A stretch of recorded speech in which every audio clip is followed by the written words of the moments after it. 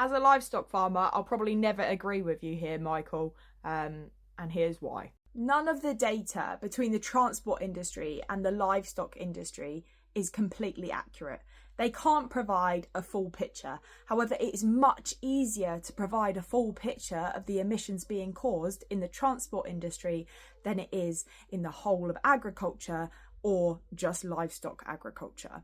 So I'm a livestock farmer, so I can only speak from a livestock farmer's perspective, but arable farmers or dairy farmers, there are so many different types of farming and every farm is so different. It's not like a Vauxhall Corsa is wildly different to a Peugeot 306.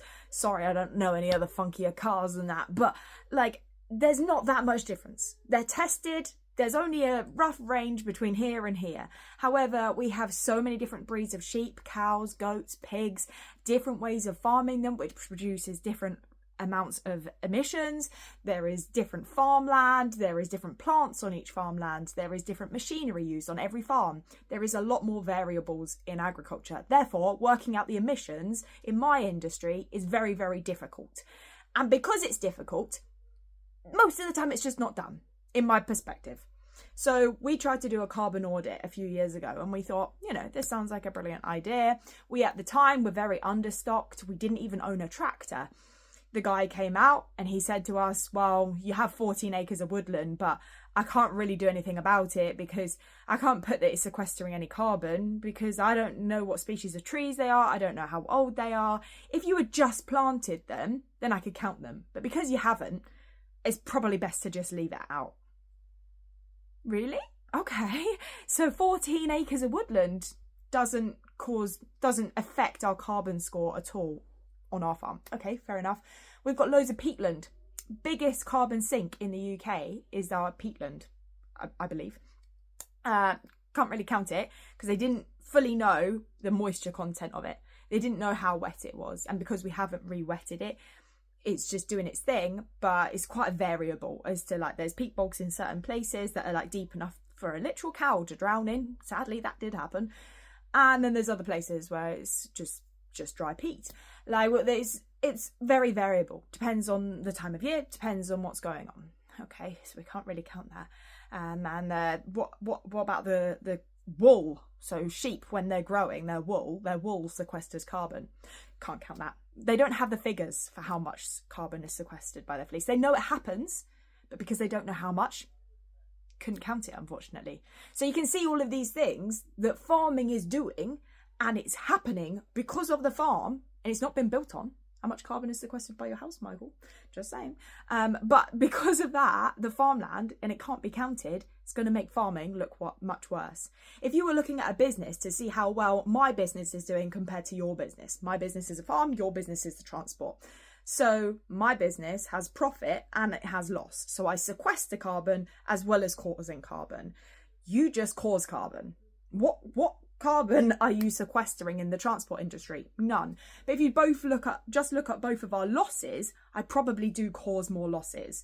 But many of those losses, would happen even if that land wasn't being farmed, e.g. by the plants just naturally releasing a lot of the emissions that are classed as agricultural emissions. They're just coming out of the soil naturally, or the plants as they break down, or animals just naturally grazing. If it's a cow that is naturally grazing, it counts against me. But if it were a deer naturally grazing, doesn't count against me. But the difference between my business of agriculture and your business as transport, mine also makes a profit. Now, it might not put me into actual profit in the green. I might still be in the red. I might still be causing emissions. I don't doubt that. However, because I am sequestering some carbon with that profit, that plus I'm earning some money or some carbon, it probably brings me far above the industry of transport. The reality is it's way too complicated to just put a figure on it. No one can put a figure on it. They do put figures on it, but I don't believe that those accurate figures exist in my industry in particular, but also probably in your industry as transport.